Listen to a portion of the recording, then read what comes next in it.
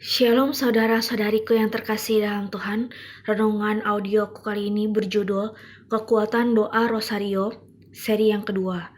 Seri ini tidak menyambung seri yang pertama ya. Sewaktu aku dulu ziarah ke makam, sepulangnya itu aku mampir di sebuah pusat perbelanjaan. Aku dan keluargaku makan di sebuah restoran.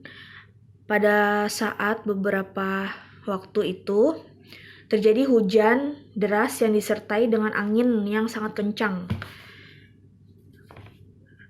Aku ngelihat ke depan, ternyata anginnya itu benar-benar menerpa cukup kencang dan restoranku itu berdekatan dengan pintu otomatis yang dari kaca.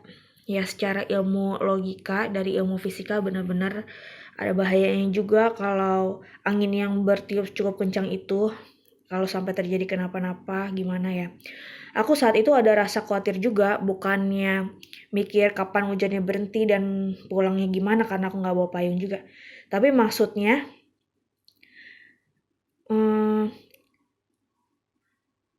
aku ada rasa takut, rasa mudah cemas dan gelisah sebenarnya pada dasarnya. Tapi pada saat itu aku mendapatkan ketenangan dan peneguhan. Ada seperti kekuatan besar yang berasal dari luar diriku.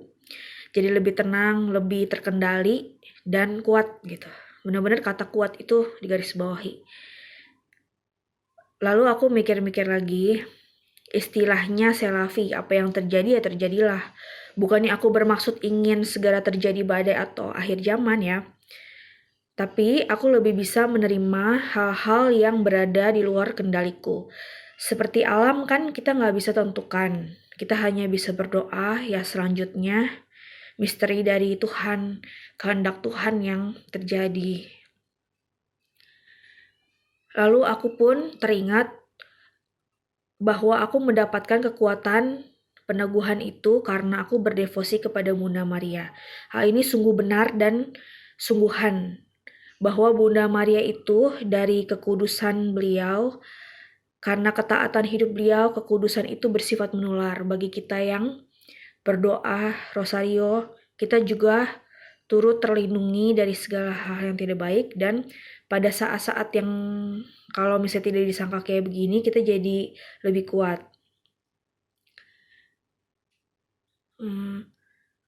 Aku mikir pada saat itu, aku udah berusaha berbuat sebaik mungkin.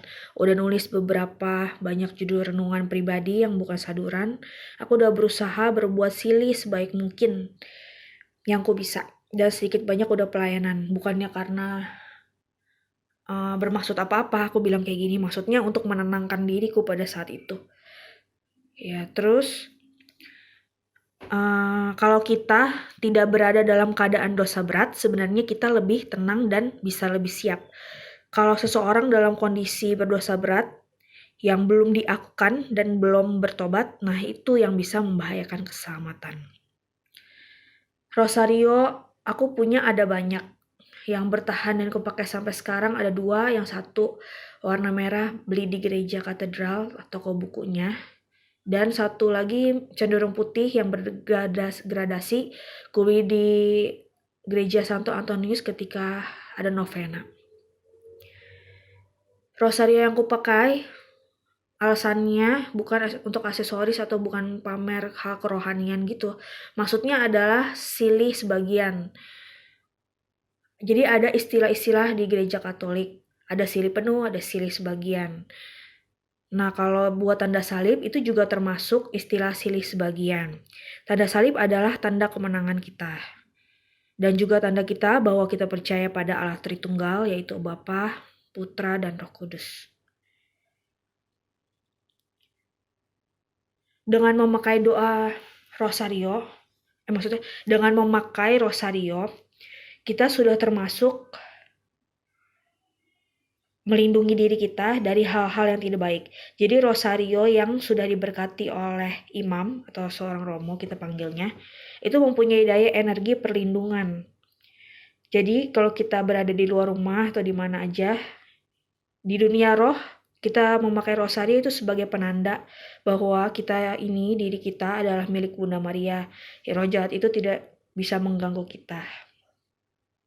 Dengan berdoa rosario, kita juga termasuk berdoa bagi jiwa-jiwa di api penyucian untuk keselamatan mereka. Aku berdoa dan berdevosi kepada Bunda Maria selain kepada Santo Mikael, ya. Karena aku awalnya ikut Legio Bunda Maria. Di situ aku mulai terbiasa untuk berdoa Bunda Maria. Terus ya, Bunda Maria, lindungilah kami.